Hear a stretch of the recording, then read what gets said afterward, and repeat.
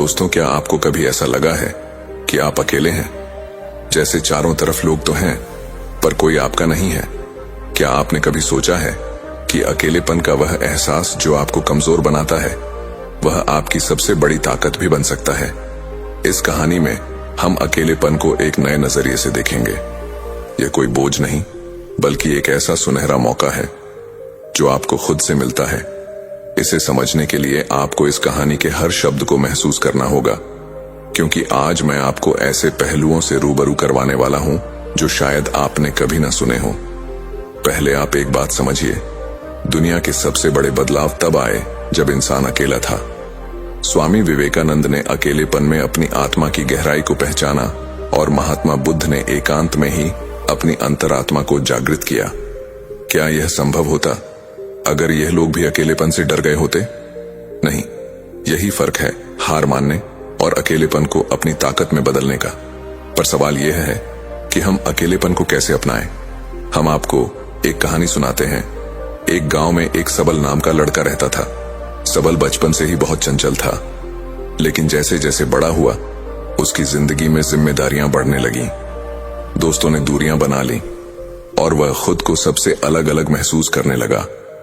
वह हर दिन अपने कमरे में बंद रहता और अपने अकेलेपन को कोसता। एक दिन सबल की दादी ने उससे कहा, सबल, इस दुनिया में हर व्यक्ति अकेले आता है और अकेले ही जाता है, लेकिन फर्क इस बात से पड़ता है कि जब तुम अकेले हो तब तुमने अपने समय का क्या किया।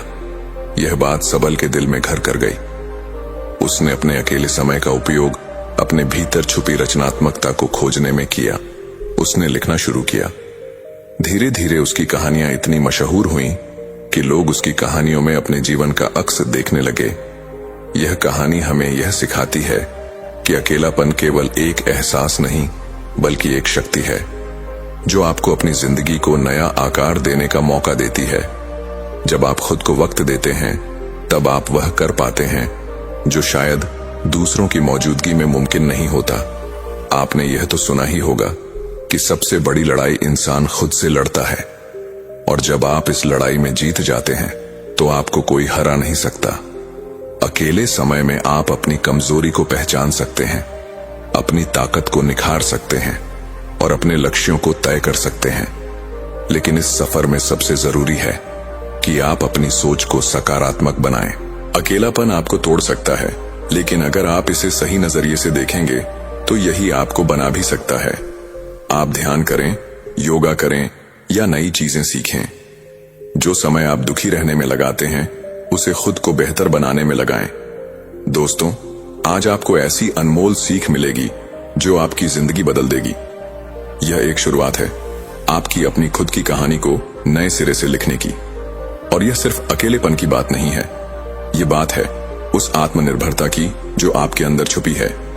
यह बात है उस रचनात्मकता की जिसे आप नजरअंदाज कर रहे हैं।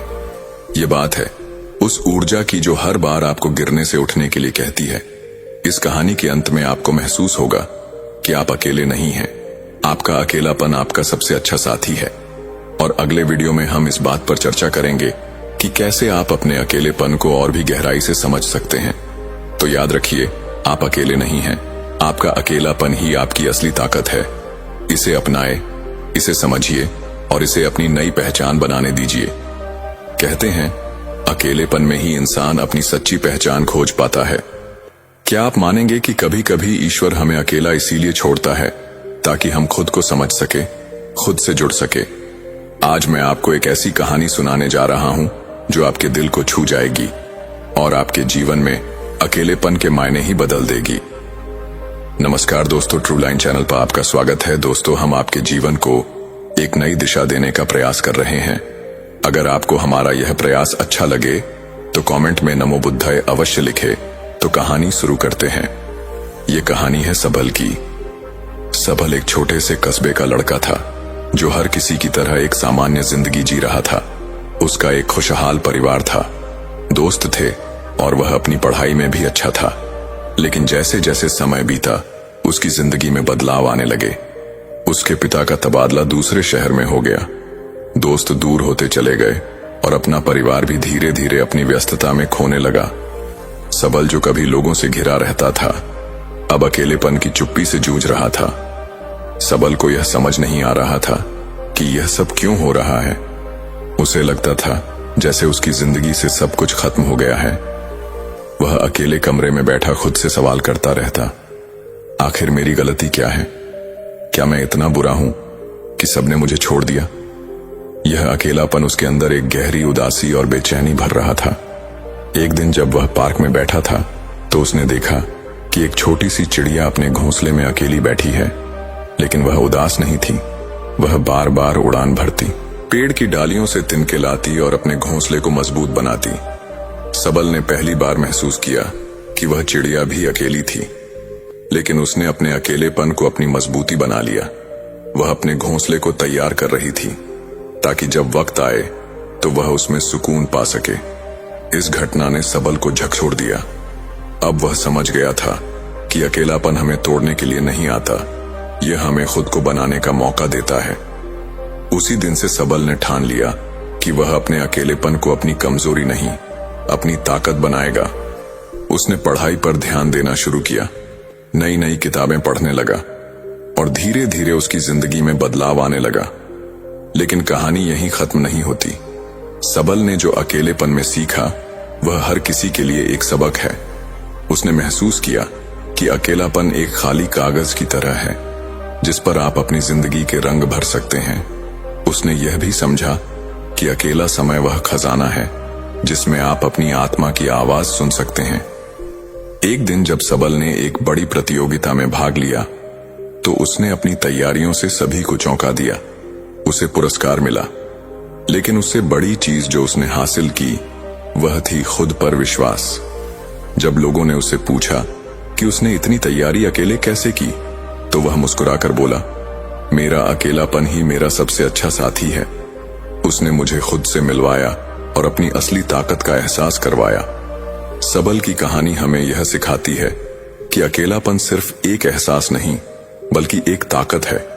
यह हमें हमारी कमजोरियों से लड़ने और खुद को एक नई दिशा देने का मौका देता है। तो आप भी सोचिए, क्या आप अपने अकेलेपन को एक नया मोड़ दे सकते हैं? क्या आप इसे अपनी रचनात्मकता और आत्मनिर्भरता की ओर ले जा सकते हैं? शायद आपकी कहानी भी किसी सबल की तरह किसी और के लिए प्रेरणा बन जाए। इस कहानी से एक और बात निकल कर आती है, अकेलापन केवल एक स्थिति नहीं, यह एक मौका है। यह वह समय है जब आप अपनी जिंदगी को एक नई दिशा दे सकते हैं। और यहीं से हमारी अगली चर्चा शुरू होगी। अगली बार हम जानेंगे कि कैसे अकेलापन हमें खुद को और गहराई से जानने का मौका देता है और कैसे आप इसे अपनी आत्म विकास का माध्यम बना सकते हैं। दोस्तों, क्या आपने कभी महसूस किया कि हमारी सबसे गहरी बातें, हमारे सबसे गहरे डर और हमारे सबसे सुंदर सपने तभी सामने आते हैं जब हम अकेले होते हैं? शायद यही कारण है कि अकेलापन हमें सबसे ईमानदार बना देता है। आज हम उस अकेलेपन से जुड़े एक ऐसे पहलू की बात करेंगे जो आपको खुद से और दूसरों से गहरे स्तर पर जोड़ देगा। सबल की कहानी वहीं खत्म नहीं हुई थी। वह जब अपने अकेलेपन को अपनी ताकत बना रहा था तो उसने एक और अनमोल चीज सीखी। वह था दूसरों के साथ साथ गहराई से जुड़ने का हुनर। यह कनेक्शन सिर्फ शब्दों तक सीमित नहीं था बल्कि भावनाओं और समझ का था। एक दिन सबल अपने गुरुजी के पास गया और उनसे पूछा, गुरुजी, जब मैं अकेला था तो मैंने खुद को समझा, लेकिन अब मैं देखता हूं कि लोग एक दूसरे से बातें करते हुए भी अकेले हैं। ऐसा क्यों? गुरुजी मुस्कुराए और बोले, सबल, बातें करना और जुड़ना दो अलग अलग चीजें हैं। जुड़ने के लिए सिर्फ शब्द नहीं, भावनाओं का आदान प्रदान होना चाहिए। और यह तब होता है जब हम सच में सुनने की कला सीखते हैं। सबल ने उनकी बात पर विचार किया। उसने महसूस किया कि हम अक्सर दूसरों को सुनने के लिए नहीं बल्कि जवाब देने के लिए सुनते हैं। यही कारण है कि हमारे संवाद गहरे नहीं होते। उसने यह भी जाना कि जब हम अपने अंदर की आवाज को सुनना सीखते हैं तभी हम दूसरों को सही मायने में सुन सकते हैं। एक दिन सबल ने इस सीख को आजमाने का फैसला किया। सबल ने अपने एक दोस्त मानव के साथ समय बिताया जो हमेशा चुप चुप सा रहता था। सबल ने मानव से बिना किसी रुकावट के उसकी पूरी बात सुनी। उस दिन मानव ने उसे अपने दिल की वह बात बताई जो उसने किसी और से कभी साझा नहीं की थी। सबल ने महसूस किया कि जब हम बिना जज किए किसी रुकावट के किसी को सुनते हैं तो हम उनसे एक गहरा रिश्ता बना लेते हैं। गुरुजी ने उसे एक और बात सिखाई। उन्होंने कहा, सबल गहरे संवाद सिर्फ शब्दों से नहीं होते, बल्कि हमारी आंखों, हमारे हाव भाव और हमारी मौजूदगी से भी होते हैं। जब तुम सच में किसी के साथ हो तो उन्हें यह महसूस होना चाहिए कि तुम पूरी तरह से उनके साथ हो। यही असली कनेक्शन है। यह समझने के बाद सबल ने अपने आसपास के लोगों से जुड़ने की कोशिश की।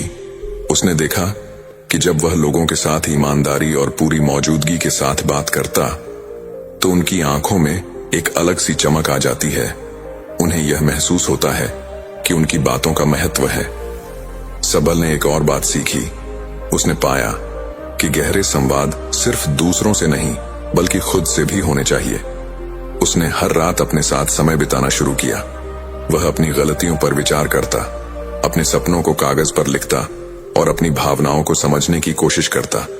यह उसके लिए आत्मनिर्भरता और आत्मज्ञान का सबसे बड़ा साधन बन गया। तो क्या आप अपने जीवन में गहरे संवाद बना पा रहे हैं?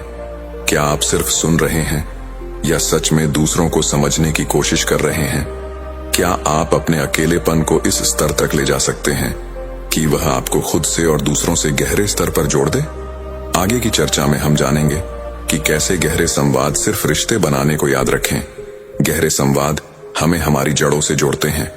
यह वह पुल है जो अकेलेपन को आत्मनिर्भरता, रचनात्मकता और आत्मविकास से जोड़ता है। मित्रों, क्या आप जानते हैं कि अकेलापन एक ऐसा साथी है जिसे सही तरीके से अपनाने पर वह आपकी सबसे बड़ी ताकत बन सकता है। आज हम बात करेंगे कुछ ऐसे तरीकों की जो आपके अकेलेपन को सिर्फ एक अनुभव नहीं बल्कि आपकी जिंदगी को बदलने वाली शक्ति में बदल सकते हैं। पिछली कहानी में आपने देखा कि कैसे सबल ने अपने अकेलेपन को गहरे संवाद और आत्म जुड़ाव का माध्यम बनाया। लेकिन यह सिर्फ एक कहानी नहीं थी, यह एक सबक था। अकेलापन हर किसी के जीवन में आता है, लेकिन जो लोग इसे समझते और इसका सही उपयोग करते हैं वही अपनी जिंदगी में सबसे बड़ा बदलाव लाते हैं। तो सबसे पहला सुझाव यह है कि आप अपने अकेलेपन को एक खाली कैनवास की तरह देखें। जब आपके पास समय और स्थान हो तो खुद से यह पूछें कि आप अपनी जिंदगी में क्या जोड़ना चाहते हैं। अपने सपनों और लक्ष्यों के बारे में सोचें। अगर आप हमेशा से पेंटिंग करना चाहते थे तो यह सही समय है। अगर आपको संगीत से प्यार है तो इसे अपना साथी बनाइए। अकेलापन आपको वह अवसर देता है जो भीड़ में खो जाता है। दूसरा तरीका यह है कि अकेले समय को आत्मविश्लेषण का समय बनाएं। अपने दिन की घटनाओं पर विचार करें, उन भावनाओं को समझें जो आपको परेशान करती हैं। एक डायरी ले और उसमें अपने विचार लिखें। यह प्रक्रिया न केवल आपको अपनी भावनाओं को समझने में मदद करेगी बल्कि आपको मानसिक शांति भी देगी। सबल ने यही किया था। उसने अपने विचारों को शब्दों में बदला और पाया कि उसकी सबसे बड़ी समस्याओं का हल उसके अंदर ही छिपा था। तीसरा सुझाव यह है कि अपने शरीर और मन का ख्याल रखें। अकेलेपन का सही उपयोग तब होता है जब आप इसे अपने स्वास्थ्य को बेहतर बनाने के लिए इस्तेमाल करते हैं। सुबह उठकर योगा करें, ध्यान लगाएं या कोई ऐसा व्यायाम करें जो आपके शरीर और मन दोनों को मजबूत बनाए। ये न केवल आपकी ऊर्जा को बढ़ाएगा बल्कि आपको आत्मनिर्भर और आत्मविश्वास भी बनाएगा। चौथा तरीका यह है कि कुछ नया सीखने का साहस करें। अकेलापन एक ऐसा समय है जब आप अपनी सीमाओं को चुनौती दे सकते हैं। आप ऑनलाइन कोर्स कर सकते हैं, कोई नई भाषा सीख सकते हैं या किसी नई कला में महारत हासिल कर सकते हैं। यह न केवल आपको व्यस्त रखेगा बल्कि आपकी क्षमताओं को भी बढ़ाएगा। पांचवा और सबसे महत्वपूर्ण सुझाव यह है कि अपने अकेलेपन को दूसरों के जीवन में सकारात्मक बदलाव लाने का जरिया बनाएं। किसी जरूरतमंद की मदद करें, किसी को अपनी कहानी सुनाएं या किसी संगठन के साथ जुड़े। जब आप दूसरों के जीवन में बदलाव लाते हैं तो आपका अकेलापन खुद ब खुद चला जाता है। तो क्या आप अपने अकेलेपन को अपनी ताकत बनाने के लिए तैयार हैं? क्या आप इसे रचनात्मकता, आत्म जुड़ाव और आत्मनिर्भरता का माध्यम बना सकते हैं? इस सफर में आपके पास हर कदम पर अवसर है। अपने अकेलेपन को अपनाएं, उसे समझें और उसे अपनी सबसे बड़ी ताकत में बदल दें। और यहीं से हमारी अगली चर्चा शुरू होगी। कैसे हम अपने अकेलेपन को गहरे अर्थ और आत्मविकास का माध्यम बना सकते हैं। याद रखें, अकेलापन एक ताकत है, जिसे सही तरीके से इस्तेमाल किया जाए तो यह आपकी जिंदगी का सबसे बड़ा आशीर्वाद बन सकता है। अकेलापन एक अंधेरी गुफा की तरह हो सकता है, जहां पहले कदम पर डर का सामना करना पड़ता है, लेकिन जैसे जैसे आप उस गुफा के अंदर जाते हैं तो आपको पता चलता है कि उसमें अनगिनत खजाने छिपे हैं। ये खजाने हैं आपकी ताकत, आपकी रचनात्मकता और आपकी सच्ची पहचान। सबल की यात्रा ने हमें सिखाया कि अकेलापन कोई अभिशाप नहीं है। यह एक ऐसा साथी है जो हमें खुद से जोड़ता है और दूसरों से जुड़ने की ताकत भी देता है। जब आप अपने अंदर की आवाज को सुनने लगते हैं तो दुनिया की शोरगुल भरी आवाजें धुंधली पड़ने लगती हैं, और यही वह पल होता है जब आप अपने जीवन में एक गहरा बदलाव लाने के लिए तैयार होते हैं। गहरे संवाद सिर्फ दूसरों से नहीं बल्कि खुद से भी जरूरी है। जब आप अपने भीतर झांकते हैं और अपने डर, असुरक्षा और सपनों का सामना करते हैं तो आप एक नई रोशनी में खुद को देख पाते हैं, और यही रोशनी आपको दूसरों के साथ गहराई से जुड़ने की ताकत देती है। इस यात्रा में सबसे बड़ा सबक यह है कि जब आप अपने अकेलेपन को समझते हैं और उसे स्वीकार करते हैं तो आप दुनिया के हर अकेले इंसान से जुड़ जाते हैं, क्योंकि अकेलापन एक ऐसी भाषा है जिसे हर इंसान समझता है। और जब आप इस भाषा में दूसरों से बात करते हैं तो आप सिर्फ उनके दिल तक नहीं बल्कि उनकी आत्मा तक पहुंचते हैं। तो आज इस वीडियो का अंत हम एक ऐसे विचार के साथ करेंगे जो शायद आपके जीवन को बदल दें। अकेलापन कोई सजा नहीं बल्कि एक अवसर है। यह आपको खुद को खोजने, अपनी ताकत को पहचानने और दूसरों के साथ सच्चा कनेक्शन बनाने का मौका देता है। इसे अपनाएं, इसे समझिए और इसे अपनी सबसे बड़ी ताकत बनाइए। याद रखें, जब आप अपनी आत्मा के साथ जुड़ते हैं तभी आप दूसरों की आत्मा तक पहुंच सकते हैं, और यही जीवन का सबसे गहरा कनेक्शन है। अगली बार जब आप अकेले हो तो उसे एक मौका दीजिए। शायद वह आपके जीवन की सबसे खूबसूरत यात्रा की शुरुआत हो। हमें उम्मीद है आपको यह कहानी पसंद आई होगी। अपने सुझाव कमेंट बॉक्स में दीजिए और हमारे चैनल ट्रू लाइन को सब्सक्राइब करना ना भूलें। अगली कहानी शांत और अकेले रहो। तो शुरू करते हैं। एक इंसान को जीवन में बहुत धोखे मिलते हैं और ये धोखे उसको उसके अपने ही देते हैं। लेकिन मजे की बात तो ये है कि इंसान को इतने धोखे मिलने के बाद भी वो नए नए दोस्त, नए नए लोगों से हर रोज नए रिश्ते बनाता है, ये पता होते हुए कि पिछली बार उस रिश्ते का अंजाम क्या हुआ था। तो कहीं ना कहीं हमारे मन को यह बात पूरी तरह से समझ में नहीं आई है कि अकेले रहना क्या होता है। अकेले रहना कैसे सीखे? विज्ञान के विकास की वजह से जहां हमें नाना प्रकार की सुख सुविधाएं हासिल हुई हैं, वहीं दूसरी तरफ अगर आंखें खोलकर देखें तो विज्ञान ने हमारा एकांत हमसे छीन लिया है। इतने मनोरंजन पैदा कर दिए गए हैं कि इंसान खुद के साथ वक्त बिताना भूल ही गया है। जब भी उसको खाली वक्त मिलता है वह या तो अपना मोबाइल चलाने लगता है या किसी से बातें करने लगते हैं, और इसी वजह से इंसान अपने साथ रहने की कला भूल चुका है। अपने साथ, अपने अकेलेपन, अपने एकांत का आनंद कैसे लें, उसके साथ कैसे बने रहे, निरंतर इसका क्या फायदा होता है। आज हम इन सभी बातों पर एक बौद्ध कहानी सुनने वाले हैं। इस कहानी में आपको ये तो पता चलेगा ही कि अकेले खुश कैसे रहे, साथ ही आपको ये भी पता चलेगा कि अकेले रहने के और क्या क्या परिणाम होते हैं। इससे पहले कि आप इस कहानी में खो जाएं, इस चैनल को सब्सक्राइब जरूर कर लें। तो चलिए कहानी शुरू करते हैं। सेठ जनार्दन दिल का बहुत ही संवेदनशील व्यक्ति था। उसके पास किसी भी सुख सुविधा की कोई कमी नहीं थी। इतना धन उसने अर्जित कर लिया था कि उसकी 7 पीढ़ियां बैठकर खा सकती थीं। लेकिन जनार्दन को अपनी धन संपत्ति पर भी अहंकार नहीं था। वो किसी को अपने से छोटा नहीं समझता था। यह उसका एक बहुत ही मुख्य गुण था, और इसी वजह से उसके अंदर बहुत ही करुणा भरी हुई थी। और जब भी कोई आदमी उससे कोई मदद मांगता तो वो हरगिज ना नहीं कह पाता था। अगर वो ना कहना भी चाहता तो भी वह करुणावश उसकी मदद कर दिया करता था। अब लोगों को धीरे धीरे सेठ जनार्दन की यह संवेदनशीलता और यह करुणा पता चलती गई, और लोगों ने इसका फायदा उठाना शुरू कर दिया। अब लोग जानबूझकर सेठ जनार्दन के आगे दुखी होने का दिखावा करते और सेठ जनार्दन उनकी बातों को सच समझकर उनकी सहायता करता रहा। लेकिन उसके मन को फिर भी तसल्ली थी कि वह जरूरतमंदों की मदद कर रहा है। लेकिन एक दिन जब सेठ जनार्दन के दोस्तों ने उसे बताया कि लोग किस तरह उसका फायदा उठा रहे हैं और शहर में किस तरह उसका मजाक बनाया जा रहा है, तो सेठ जनार्दन के मन को बहुत ही गहरा आघात पहुंचा। वैसे तो सेठ जनार्दन के बहुत से मित्र बन चुके थे, लेकिन उनमें से कौन से मित्र सच्चे हैं और कौन कौन लोग मित्र होने का दिखावा कर रहे हैं, ये सेठ जनार्दन के लिए जान पाना बहुत ही मुश्किल हो गया था। वो अक्सर लोगों की भीड़ भाड़ से घिरा रहता था।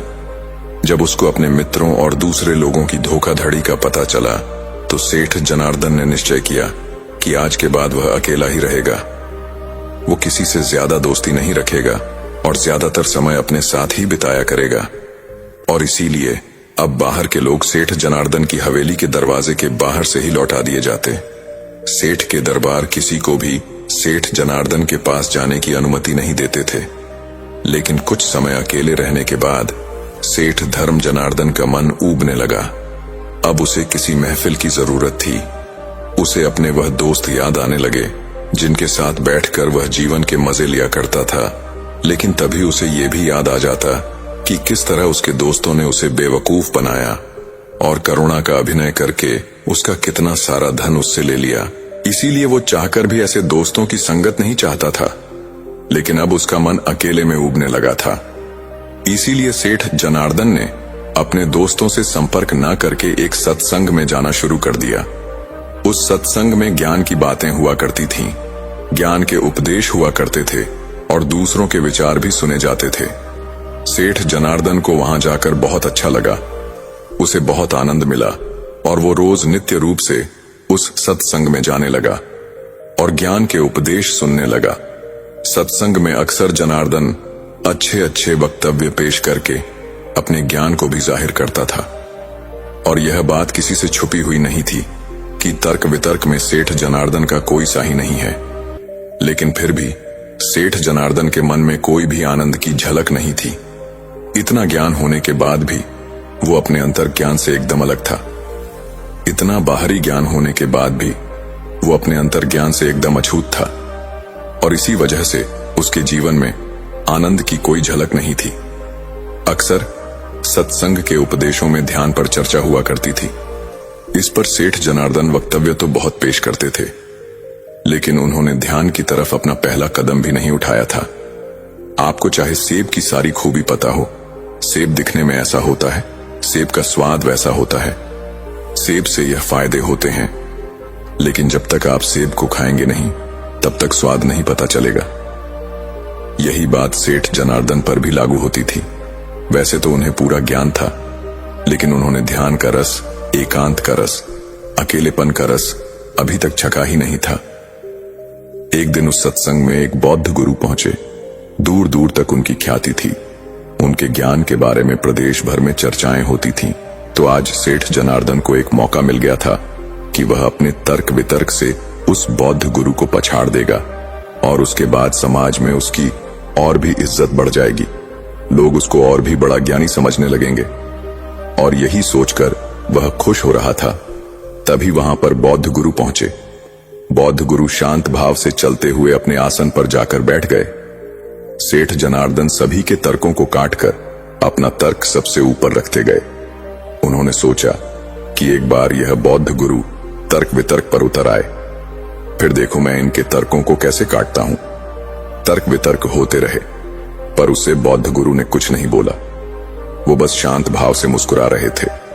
आखिर में जब सत्संग खत्म हुआ तो सेठ जनार्दन से रहा नहीं गया और आखिर में उन्होंने बौद्ध गुरु से पूछ ही लिया, कंपोनेंट प्लेसमेंट, कि मैंने आपके ज्ञान की चर्चा बहुत सुनी है, लेकिन आप तो सभा में कुछ बोले ही नहीं, आप तो एकदम मौन बैठे रहे। ये सुनकर बौद्ध गुरु ने मुस्कुराते हुए कहा कि आखिर में सारे ज्ञान को भूल जाना होता है। मुझे आपके तर्क वितर्क पे कोई विवाद नहीं है। मैं तो बस अपने अकेलेपन का आनंद ले रहा था, अपने एकांत के रस में डूबा हुआ था। ऐसा नहीं है कि मैं तुम लोगों को सुन नहीं रहा था, स्विंग में तुमको परिपूर्ण रूप से सुन रहा था, लेकिन मेरे मन में आपके प्रति कोई प्रतिरोध नहीं था।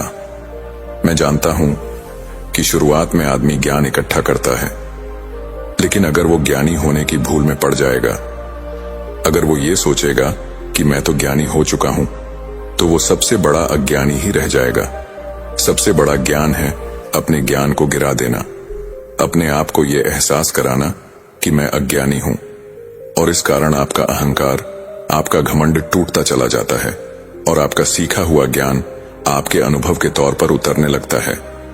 लेकिन अक्सर लोग सुने सुनाए ज्ञान को, किताब विज्ञान को ही असल सत्य मान बैठते हैं, और यही वो सबसे बड़ी भूल कर देते हैं, और इसी वजह से वह अपने एकांत में कभी उतर ही नहीं पाते, क्योंकि वह लोग बेवकूफों की तरह हमेशा अपने ज्ञान का प्रचार करते रहते हैं। जब यह बात सेठ जनार्दन ने सुनी, तो इस बात ने सीधा उसके दिल पर चोट की, क्योंकि यह बात सेठ जनार्दन पर बिल्कुल सही तरीके से लागू होती थी।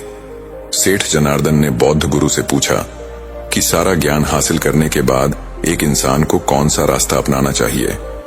ये सुनकर बौद्ध गुरु कहते हैं कि असली ज्ञानी की पहचान यही है कि वो अपने ज्ञान से उस एकांत तक पहुंच गया है, उसके मन के सारे द्वंद्व खत्म हो गए हैं। जब तुम किसी ज्ञानी पुरुष से मिलोगे तो वह अपने ज्ञान का बखान नहीं करेगा, उनका एकांत, उनकी चुप्पी ही तुम्हें उस ज्ञान का संदेश पहुंचा देगी। जरा सोचो कि इतना ज्ञान होने का क्या फायदा जब आप अपने साथ ही रहना नहीं सीखे, अपने अकेलेपन और अपने एकांत का आनंद लेना ही नहीं सीखे, तो क्या फायदा इतना ज्ञान इकट्ठा करके। जरा दिमाग लगाइए और सोचिए। इसके बाद बौद्ध गुरु ने कहा कि मैं तुम्हें एकांत का आनंद चखने के लिए 4 सूत्र बता रहा हूं। अगर तुम 4 सूत्र अपने नित्य जीवन में, दैनिक जीवन में अनुसरण करते हो, तो तुम अपने एकांत का रस जरूर अनुभव कर पाओगे।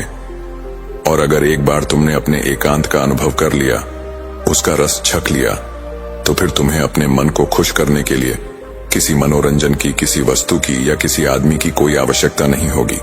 वो रस, वो आनंद परमानंद बन जाएगा। वो हमेशा आपके साथ चलेगा, क्योंकि वो किसी चीज से बंधा हुआ नहीं है। सबसे पहला सूत्र है कि अपने अंदर यह उत्सुकता बनाओ कि खुद को जानना क्यों जरूरी है। अक्सर हम सब ने सुना होगा कि खुद को जानना है, खुद को जानना ही सबसे जरूरी है। अगर आप इस सवाल को अपने मन के अंदर बिठा लेते हैं, तो स्वाभाविक रूप से आप खुद को जानने के लिए प्रेरित होंगे। लेकिन अगर आप यही नहीं जानते कि खुद को जानना क्यों जरूरी है, तो आप खुद को जानने की कोशिश क्यों करेंगे। इसीलिए पहले समझो कि खुद को जानना क्यों जरूरी है। ये इसीलिए जरूरी है कि हम अपने आप को जानते ही नहीं हैं। हमने किसी बात पर कोई प्रतिक्रिया दी और कुछ देर बाद उसी प्रतिक्रिया को लेकर हमें पछतावा होने लगा कि मुझे ऐसी प्रतिक्रिया नहीं देनी चाहिए थी, मुझे उनसे कुछ अलग तरीके का व्यवहार करना चाहिए था। आप करना कुछ चाहते हैं, वह करवा कुछ और देता है। आप तो गाली नहीं देना चाहते थे, लेकिन लड़ाई हुई और आपने चाटा तक मार दिया। आप नहीं करना चाहते थे, लेकिन आपसे हो गया। तो ये कौन है करवाने वाला? ये सारे सवाल जवाब मन में उठने लगते हैं। तो आपके अंदर यह उत्सुकता जगती है कि खुद को जानना जरूरी क्यों है। दूसरा सूत्र है कि नाना प्रकार के मनोरंजन से, सुख सुविधाओं से अपना मन अलग करके उसे ध्यान के लिए प्रेरित करें। जब आप पहला सूत्र समझ लेते हैं कि खुद को जानना क्यों जरूरी है, उसके बाद दूसरा सूत्र आता है। हमारा मन अक्सर नाना प्रकार की सुख सुविधाओं से, नाना प्रकार के मनोरंजन से घिरा रहता है। अत्यधिक मनोरंजन मन को उबाने लगता है। जब आप बहुत देर तक अपना मोबाइल चलते हैं, तो कुछ देर बाद उससे भी उब होने लगती है। वही हमें परेशान करने लगता है। इसीलिए वही मनोरंजन हमारे लिए उब का कारण हो जाता है। विज्ञान ने जहां नए नए आविष्कारों के जरिए आविष्कारों ने इंसान से उसका एकांत छीन लिया है, और इसका सबसे बड़ा उदाहरण है मोबाइल। हम एक दिन भी अपने मोबाइल से दूर नहीं रह सकते। जरा एक प्रयोग करके देखना, एक दिन के लिए अपना मोबाइल स्विच ऑफ करके कहीं दूर रख देना, और उसके पास आपको जाना तक नहीं है। आप उसी दिन परेशान हो जाएंगे। आपको समझ नहीं आएगा कि आप क्या करें, आप अपना समय कैसे व्यतीत करें, कैसे बिताएं। तो जरा सोचो, विज्ञान के एक छोटे से आविष्कार, एक मोबाइल ने आपकी जिंदगी को अपने साथ कैसे बांध लिया है, आप ये देख पा रहे हैं, आप ये महसूस कर पा रहे हैं। इसीलिए ऐसे मनोरंजन और ऐसी सुख सुविधाओं से अपने मन को खींचकर ध्यान के लिए प्रेरित करें। तीसरा सूत्र है, खाली रहने की आदत डालो। हम अक्सर जिम्मेदारियों में इतने व्यस्त हो जाते हैं कि खुद के लिए समय ही नहीं निकालते। बचा कुछ समय हमारा मोबाइल ले लेता है और इसीलिए हम अपने आप को जानते ही कितना है। लेकिन जब हम अपने साथ वक्त बिताने लगते हैं तो हमें अपनी प्रवृत्तियां पता चलने लगती हैं। और चौथा सूत्र है, संसार में रहकर अपने एकांत में स्थिर रहना सीखो। हम सांसारिक चीजों से और यहाँ के लोगों से या तो बहुत ज्यादा जुड़ जाते हैं या उनसे घृणा करने लग जाते हैं। ना आपका कोई मित्र होगा और ना ही कोई शत्रु होगा। आपके लिए सब जीव एक समान है। आपकी दृष्टि सभी जीवन के लिए एक समान है। इतना उन्नत हो चुके हैं कि आप अपनी जिम्मेदारियां का निर्वाह करते हुए, लोगों से मिलते हुए, मनोरंजन करते हुए अपने मन के एकांत को स्थिर रखवाते हैं, अपने मन के एकांत को बरकरार रखवाते हैं। लेकिन यहां तक पहुंचने के लिए आपको पीछे पलटकर खुद को जानना होगा, खुद के साथ वक्त बिताना होगा। बेवजह के मनोरंजन से अपने चित्त को दूसरे दिशा में ले जाना होगा। जहां पर उसका मनोरंजन ध्यान के द्वारा होगा तो आपको कोई भी धोखा नहीं दे सकेगा, क्योंकि कोई भी आपके मन के उतना करीब या उतना दूर नहीं। आपके लिए सब एक समान है। इसीलिए किसी का भी धोखा आपके ऊपर आघात नहीं करेगा। ये सुनकर सेठ जनार्दन ने उन बौद्ध गुरु के पैर छुए और इन बातों का निरंतर अभ्यास करते हुए उन्होंने वो कला हासिल की जिसे हम कहते हैं अपने एकांत के आनंद में डूब जाना, अपने अकेलेपन का मजा चखना। दोस्तों, आज की कहानी एक गुरु और शिष्य की प्रेरक यात्रा पर आधारित है, जो हमें सिखाती है कि आंतरिक शांति कैसे जीवन में चमत्कार ला सकती है। जीवन की चुनौतियों का सामना करते हुए मन को शांत और स्थिर रखना ही असली ताकत है। तो चलिए इस कहानी से सीखते हैं कि कैसे शांति और आत्म संयम जीवन को बदल सकते हैं। नमस्कार दोस्तों, ट्रू लाइन चैनल पर आपका स्वागत है। तो शुरू करते हैं।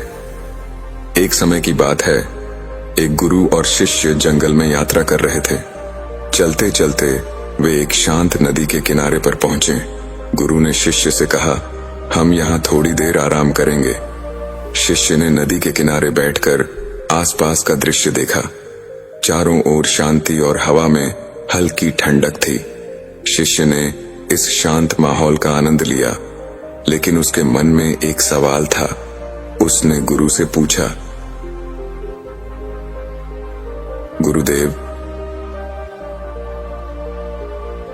आप हमेशा कहते हैं कि शांत और अकेले रहो, तभी जीवन में चमत्कार होते हैं, परंतु मैं इसे समझ नहीं पाता। गुरु ने मुस्कुराते हुए कहा, भंते, मैं तुम्हें एक छोटी सी शिक्षा देना चाहता हूं। उन्होंने शिष्य को नदी के पास ले जाकर कहा, इस पानी को ध्यान से देखो, क्या तुम इसमें अपनी परछाई देख पा रहे हो? शिष्य ने जवाब दिया, नहीं गुरुदेव, पानी में हलचल है, इसलिए मैं अपनी परछाई स्पष्ट रूप से नहीं देख पा रहा। गुरु ने कहा, ठीक है, अब कुछ देर शांत रहो और इंतजार करो। शिष्य ने गुरु की बात मानी और बिना कुछ बोले वहां बैठा रहा। थोड़ी देर बाद नदी का पानी स्थिर हो गया और शिष्य ने अपनी परछाई स्पष्ट रूप से पानी में देखी। गुरु ने कहा, जैसे इस पानी को शांत होने पर तुम्हें अपनी परछाई दिखाई दी, वैसे ही जब तुम अपने मन और जीवन में शांति लाओगे, तब जीवन के असली चमत्कार और सच्चाइयां तुम्हारे सामने स्पष्ट रूप से प्रकट होगी। जब तक मन में हलचल और बेचैनी रहती है, तब तक हम सच्चाई और जीवन के चमत्कारों को देख नहीं पाते। गुरु की बात सुनने के बाद शिष्य और गहरे चिंतन में चला गया। वह समझ गया कि जीवन की असली सुंदरता और सच्चाई तभी सामने आती है जब मन शांत होता है। लेकिन उसने गुरु से एक और सवाल किया, गुरुदेव, अकेले रहने से क्या तात्पर्य है? क्या हमें दुनिया से अलग होकर अकेले जीवन जीना चाहिए? गुरु ने फिर से मुस्कुराते हुए कहा, अकेलापन बाहर का नहीं, भीतर का होता है। इसका मतलब यह नहीं है कि तुम समाज या अपने कर्तव्यों से दूर भागो। इसका अर्थ है कि तुम अपनी आत्मा के साथ जुड़ जाओ, अपने भीतर की शांति को खोजो। जब तुम भीतर से शांत होते हो, तब भले ही तुम लोगों के बीच हो, पर तुम्हारा मन एकांत में होता है। यह आंतरिक एकांत ही तुम्हें चमत्कारों का अनुभव कराता है। गुरु ने आगे समझाया, जो व्यक्ति अपने भीतर की शांति पाता है, वह अपने आसपास की दुनिया से प्रभावित नहीं होता। वह न तो बाहरी समस्याओं से विचलित होता है, न ही उसे दुनिया की चकाचौंध या मोह भटकाते हैं। ऐसा व्यक्ति जीवन के हर पल में, हर स्थिति में चमत्कार देखता है, क्योंकि उसकी दृष्टि साफ हो जाती है। शिष्य ने यह सुना और मन ही मन संकल्प किया कि वह अपने भीतर की शांति खोजेगा और अपने जीवन में इस शिक्षा का पालन करेगा। धीरे धीरे उसने ध्यान और आत्मचिंतन की आदत डाल ली। समय के साथ उसने महसूस किया कि वह अधिक संतुलित, खुशहाल और समझदार हो गया है। जीवन की चुनौतियां अब उसे परेशान नहीं करती, क्योंकि वह जान चुका था कि असली शक्ति और चमत्कार उसके भीतर ही है। शिष्य ने गुरु की यह शिक्षा मन में बिठा ली, लेकिन उसकी जिज्ञासा अब और बढ़ गई थी। उसने गुरु से फिर पूछा, गुरुदेव, आपने कहा कि शांत और एकांत में रहने से चमत्कार होते हैं, लेकिन क्या हम इसे हर स्थिति में लागू कर सकते हैं? जब जीवन में कठिनाइयां आती हैं, तब शांति बनाए रखना कितना कठिन हो जाता है। गुरु ने शिष्य की ओर गहरी दृष्टि से देखा और एक पेड़ की ओर इशारा करते हुए कहा, उस पेड़ को देखो, तेज हवाएं आती हैं, बाढ़ आती हैं और कभी कभी सूखा भी पड़ता है, लेकिन वह हमेशा खड़ा रहता है। यह पेड़ शांत और स्थिर रहता है, क्योंकि उसकी जड़ें धरती में गहरी जमी होती हैं। इसी तरह अगर तुम्हारी जड़ें यानी तुम्हारा मन भीतर की शांति से जुड़ा हो, तो जीवन की कोई भी परिस्थिति तुम्हें हिला नहीं सकती। गुरु ने फिर एक और उदाहरण दिया। मान लो कि तुम्हारे सामने एक बवंडर आ रहा है। अगर तुम उस बवंडर के बीच में चले जाओ, तो तुम देखोगे कि वहां एकदम शांति होती है, क्योंकि बवंडर के केंद्र में कोई हलचल नहीं होती। उसी तरह जीवन के तूफानों के बीच अगर तुम अपने भीतर के केंद्र को पकड़ लो, तो तुम उस शांति का अनुभव कर सकते हो, चाहे बाहर की परिस्थिति कैसे भी हो। शिष्य ने यह बात गहराई से समझी। उसने महसूस किया कि शांति बाहर के हालात से नहीं आती, बल्कि वह एक आंतरिक अवस्था है, जिसे हमें कठिनाइयों के बीच भी बनाए रखना होता है।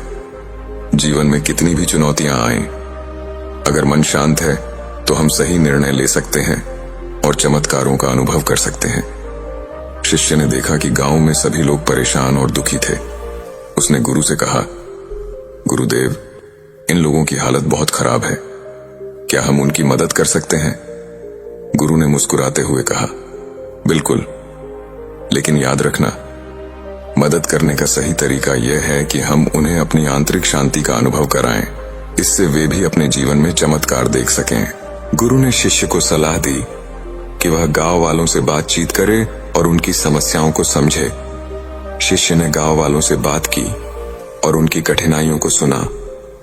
उन्होंने बताया कि वे संघर्ष कर रहे हैं, लेकिन किसी को भी अपनी समस्याओं का समाधान नहीं मिल रहा। गुरु ने शिष्य से कहा, अब तुम उन्हें एक छोटी सी साधना सिखाओ, जिससे वे अपनी आंतरिक शांति को खोज सके।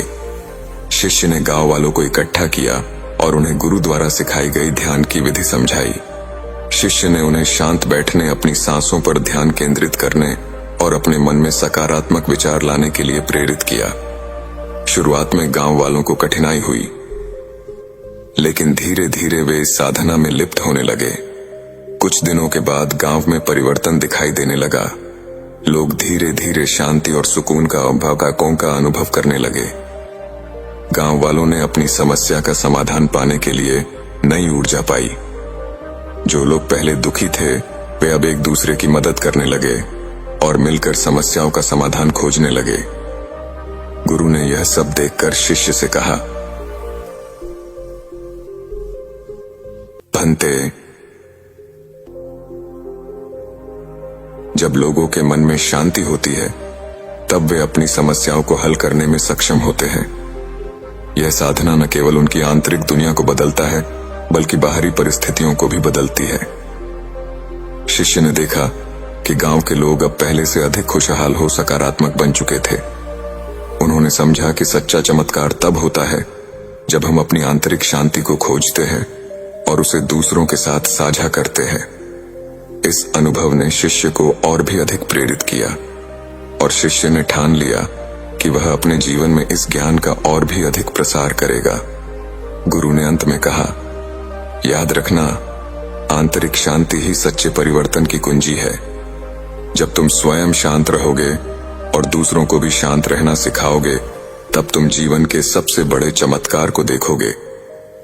इस प्रकार गुरु और शिष्य ने मिलकर न केवल आंतरिक शांति को खोजा, बल्कि अपने ज्ञान और अनुभव को साझा कर पूरे गांव में सकारात्मक परिवर्तन लाने का कार्य किया।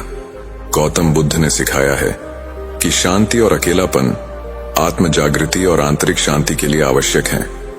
जब आप शांत और स्थिर रहते हैं तो आपकी उपस्थिति में एक सकारात्मक ऊर्जा फैलती है जो दूसरों को आपकी ओर आकर्षित करती है।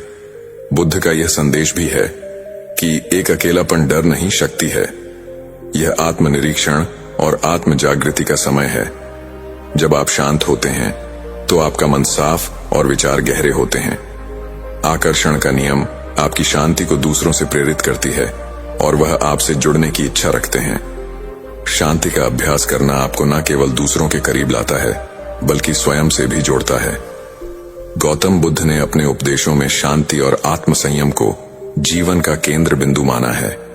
उन्होंने सिखाया कि बाहरी दुनिया में सुख और शांति की तलाश करने के बजाय उसे अपने भीतर खोजा जाना चाहिए। आइए उनकी शिक्षाओं पर और गहराई से विचार करें। बुद्ध ने पहला नियम बताया है कि जब आप शांत होते हैं तो आपकी ऊर्जा दूसरों को प्रभावित करती है। लोग आपको अधिक समझने की कोशिश करते हैं और आपके विचारों में रुचि लेते हैं। बुद्ध ने कहा, जैसे ठंडा जल आग को शांत करता है, वैसे ही शांत मन क्रोध और अशांत मन को समाप्त करता है। दूसरा नियम है अकेलेपन का महत्व। अकेलापन आत्मनिरीक्षण का सबसे बड़ा साधन है। बुद्ध के अनुसार जो अकेला चलता है वह स्वतंत्र रहता है और वह अपने मार्ग को स्पष्ट रूप से देखता है। यह समय आत्मचिंतन और ध्यान का होता है, जिससे आप अपनी कमजोरियों और शक्तियों को समझ सकते हैं। तीसरा नियम है बोलने से अधिक सुनने का महत्व। जितना अधिक आप शांत रहेंगे उतनी ही गहराई से आप दूसरों को सुन पाएंगे। बुद्ध के अनुसार कि सच्चा ज्ञानी वही है जो बहुत कम बोलता है और अधिक सुनता है। जब आप कम बोलते हैं तो आपके शब्द अधिक प्रभावशाली और मूल्यवान बन जाते हैं। चौथा नियम है आंतरिक शांति का प्रसार। जब आप शांत और आत्मसंतुष्ट होते हैं तो यह शांति स्वाभाविक रूप से दूसरों तक पहुंचती है। बुद्ध ने यह भी कहा कि एक दीपक से हजारों दीपक जलाए जा सकते हैं, फिर भी उस दीपक की रोशनी कम नहीं होती। पांचवा नियम है क्रोध और अशांति का अंत। शांत रहना क्रोध और अशांति को समाप्त करने का सबसे बड़ा साधन है। बुद्ध ने बताया, क्रोध को प्रेम से और अशांति को धैर्य से समाप्त किया जा सकता है। गौतम बुद्ध का संदेश आज भी हमें सिखाता है कि जीवन की दौड़ में हम भीतर की शांति को न भूलें। शांति और संयम केवल आपके जीवन को बेहतर नहीं बनाती, बल्कि दूसरों के साथ आपके संबंधों को भी मधुर बनाते हैं। गौतम बुद्ध की शिक्षाएं इतनी गहन और विस्तृत हैं कि उनमें से हर एक पहलू जीवन को बदलने की शक्ति रखता है। उनकी शांति और अकेलेपन पर आधारित विचार हमें न केवल आत्मिक विकास के लिए प्रेरित करते हैं, बल्कि यह भी सिखाते हैं कि बाहरी दुनिया के संघर्षों से कैसे निपटा जाए। आइए इसे और गहराई से समझते हैं। छठा नियम है ध्यान और मन की स्थिरता। बुद्ध ने ध्यान मेडिटेशन को शांति पाने का सबसे महत्वपूर्ण साधन बताया। उन्होंने कहा, मनुष्य का मन हर समय इधर उधर दौड़ता रहता है। ध्यान के माध्यम से इसे स्थिर किया जा सकता है। जब आप ध्यान करते हैं तो आप अपने विचारों को नियंत्रित कर सकते हैं और जीवन के हर पहलू को स्पष्टता से देख सकते हैं। सातवां नियम है अहंकार से मुक्ति। शांति और अकेलापन आपको अपने अहंकार से मुक्त करता है। जब आप शांत होते हैं तो आप अहंकार के बिना दूसरों के साथ संबंध बना पाते हैं। बुद्ध का यह कथन प्रसिद्ध है, अहंकार छोड़ दो। क्योंकि यह तुम्हारे मन में अशांति का कारण है। 8वां नियम है संबंधों में सुधार। शांत रहकर आप दूसरों को बेहतर समझ सकते हैं। यह न केवल आपको उनके प्रति दयालु बनाता है, बल्कि उनके दिलों में आपके लिए आदर भी बढ़ाता है। बुद्ध ने कहा कि दूसरों की गलतियों को न देखो, अपनी गलतियों को देखो और उन्हें सुधारो। 9वां नियम है भविष्य और भूतकाल की चिंता से मुक्ति। बुद्ध ने हमेशा वर्तमान में जीने पर जोर दिया है। उन्होंने कहा भविष्य की चिंता और भूतकाल की पश्चाताप दोनों ही मन को अशांत करते हैं। वर्तमान में जियो, क्योंकि यही सत्य है। यह विचार हमें सिखाता है कि शांति केवल वर्तमान में जीने से मिल सकती है। 10वां नियम है करुणा और शांति का संबंध। बुद्ध के अनुसार जो व्यक्ति शांत है वह स्वाभाविक रूप से दूसरों के प्रति करुणा रखता है। करुणा वह दीपक है जो तुम्हारे भीतर जलती है और दूसरों के जीवन को रोशन करती है। जब आप शांत और करुणामय बनते हैं तो आप दूसरों के लिए प्रेरणा बनते हैं। 11वां नियम है अकेलेपन का डर खत्म करना। अक्सर लोग अकेले रहने से डरते हैं, लेकिन बुद्ध ने इसे एक उपहार माना है। उन्होंने कहा अकेलापन कोई शाप नहीं है, यह उस अमूल्य समय का प्रतीक है जब आप अपने आप से जुड़ सकते हैं। अकेलापन आपको बाहरी शोर से दूर ले जाकर आत्म जागृति की ओर ले जाता है। 12वां नियम है शांति की शक्ति। शांत मन हर समस्या का हल ढूंढ सकता है। बुद्ध ने कहा तूफान के बाद भी समुद्र शांत रहता है। तुम भी अपने जीवन में उसी समुद्र की तरह स्थिर और शांत रहो। यह सिखाता है कि चाहे परिस्थितियां कितनी भी कठिन हो, शांति बनाए रखना ही आपकी सबसे बड़ी ताकत है। गौतम बुद्ध का जीवन और उनकी शिक्षाएं हमें यह एहसास कराती हैं कि जीवन की असली सुंदरता और सच्चा आनंद भीतर की शांति में है। यह शांति ध्यान, धैर्य, करुणा और आत्मनिरीक्षण से प्राप्त होती है। जो इस मार्ग पर चलता है वह न केवल अपने जीवन को बल्कि दूसरों के जीवन को भी सकारात्मक रूप से प्रभावित करता है। गौतम बुद्ध की शिक्षाएं असीमित हैं और उनकी गहराई से हम जीवन के हर पहलू को बेहतर समझ सकते हैं। उनका संदेश शांति, कुलाष्टि करुणा और आत्म जागृति के माध्यम से मानव जीवन को सरल और सार्थक बनाने का है। आइए और पहलुओं पर विचार करें। 13वां नियम है संतोष का महत्व। बुद्ध ने सिखाया कि संतोष सबसे बड़ा धन है।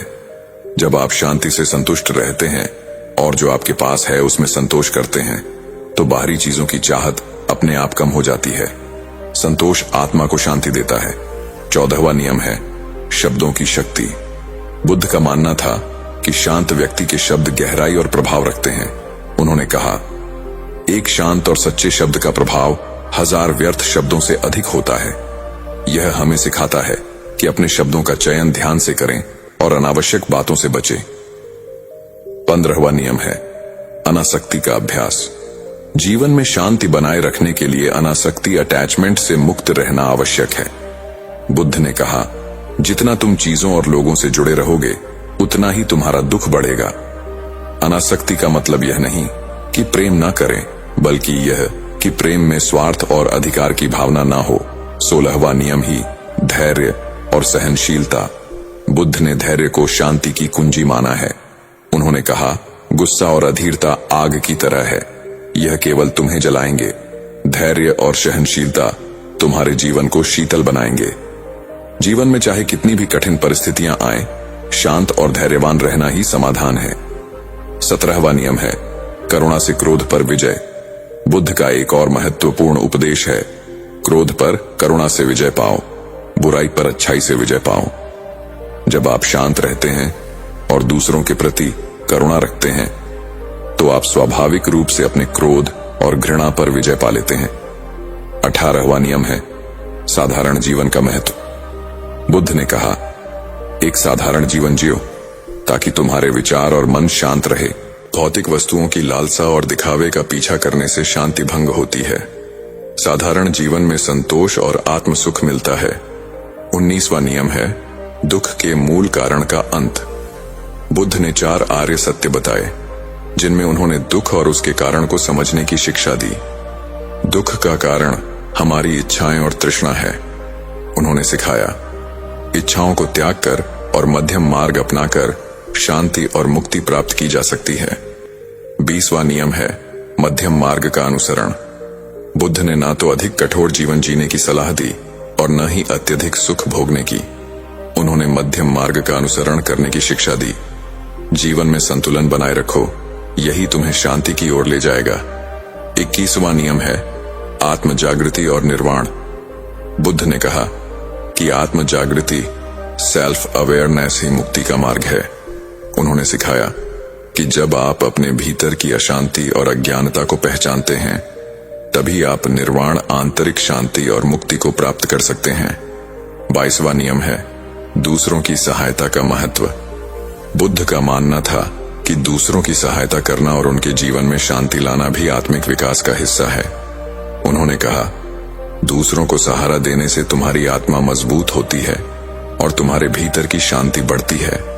23वां नियम है कर्म का सिद्धांत। बुद्ध ने कर्म के सिद्धांत को समझाया, जो तुम बोओगे वही तुम काटोगे। यदि तुम शांति और प्रेम बोवोगे तो तुम्हें वही मिलेगा। इसका अर्थ है कि शांत और सकारात्मक कर्म जीवन को सरल और आनंदमय बनाते हैं। गौतम बुद्ध की शिक्षाएं हमें यह सिखाती हैं कि सच्ची शांति और सुख हमारे भीतर ही है। इसे पाने के लिए हमें धैर्य, ध्यान, करुणा और संतोष का मार्ग अपनाना होगा। उनका संदेश यह है कि जीवन में चाहे कैसी भी परिस्थितियां हों, शांति और संयम बनाए रखने से ही हम अपने लक्ष्य और आत्मा की मुक्ति तक पहुंच सकते हैं। गौतम बुद्ध की शिक्षाओं का विस्तार अनंत है और हर पहल में मानव जीवन को संवारने और आत्मिक शांति पाने का संदेश छिपा है। उनकी बातें समय, स्थान और परिस्थितियों से परे हैं। आइए उनकी शिक्षाओं में और गहराई तक जाएं। 24वां नियम है स्वयं पर भरोसा रखना। बुद्ध ने कहा, अपने दीपक स्वयं बनो। इसका अर्थ है कि किसी और पर पूरी तरह निर्भर न रहे। अपने भीतर ज्ञान और समझ का दीप जलाए और सही मार्ग पर चले। जब आप आत्मनिर्भर बनते हैं तो जीवन में शांति और आत्मविश्वास अपने आप बढ़ता है। 25वां नियम है सही दृष्टिकोण अपनाना। बुद्ध ने सही दृष्टिकोण, राइट व्यू पर बल दिया है। उन्होंने कहा, दुनिया को जैसे वह है वैसे ही देखो, ना कि जैसे तुम उसे देखना चाहते हो। यह सिखाता है कि सत्य को स्वीकार करना और पूर्वाग्रहों से मुक्त रहना ही शांति का मार्ग है। 26वां नियम है अतीत से मुक्ति। बुद्ध ने सिखाया कि अतीत की यादों और पछतावों को छोड़ देना चाहिए। उन्होंने कहा कि जो चला गया है उस पर रो मत, जो अभी है उसे पूरी तरह से जियो। अतीत में रहने से मन अशांत होता है, वर्तमान में जीना शांति का रहस्य है। 27वां नियम है कि इच्छाओं का संतुलन। बुद्ध ने समझाया कि इच्छाएं दोहक का कारण है, लेकिन इच्छाओं को दबाने के बजाय उन्हें संतुलित करना चाहिए। जरूरत और लालसा में फर्क करो। जरूरतें पूरी करो लेकिन लालसा का त्याग करो। 28वां नियम है शत्रुता का अंत प्रेम से। बुद्ध ने कहा, जरेनिया इस संसार में शत्रुता केवल प्रेम से ही समाप्त हो सकती है। यह सिखाता है कि क्रोध और द्वेष का उत्तर क्रोध से नहीं दिया जा सकता। केवल प्रेम और करुणा ही शांति ला सकते हैं। 29वां नियम है अज्ञानता से मुक्ति। बुद्ध ने कहा, अज्ञानता ही अशांति और दोहक का मूल कारण है। जब आप सच्चे ज्ञान की खोज करते हैं और अज्ञानता को छोड़ते हैं तो आप जीवन में स्थायी शांति पा सकते हैं। 30वां नियम है कि ध्यान का अभ्यास। बुद्ध ने ध्यान को आत्म जागृति और शांति का सबसे बड़ा साधन बताया है।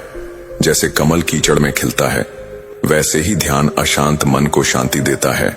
ध्यान आपको अपने विचारों और भावनाओं को नियंत्रित करने में मदद करता है।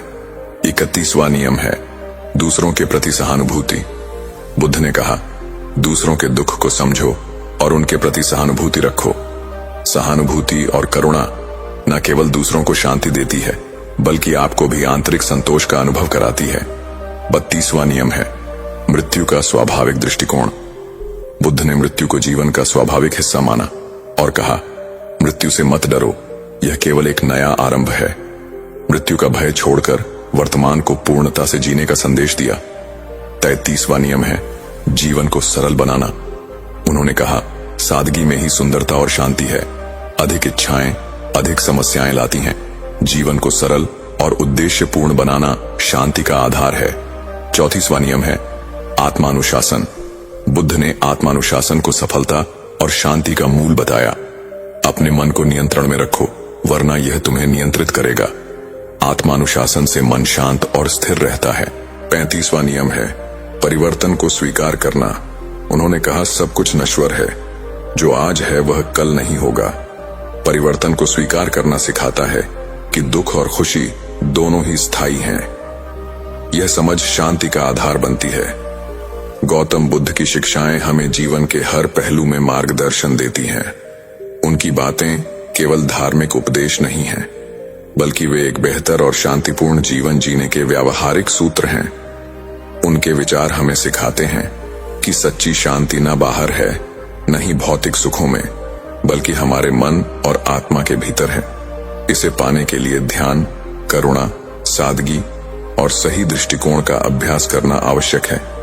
जैसा सोचोगे वैसा बनोगे। शांति पाने के लिए शांत मन का निर्माण करो। तो दोस्तों, ये थी आज की कहानी। आपको कैसी लगी कमेंट करके जरूर बताएं, और वीडियो को लाइक और ट्रू लाइन चैनल को सब्सक्राइब करना ना भूलें। धन्यवाद और नमो बुद्धाय।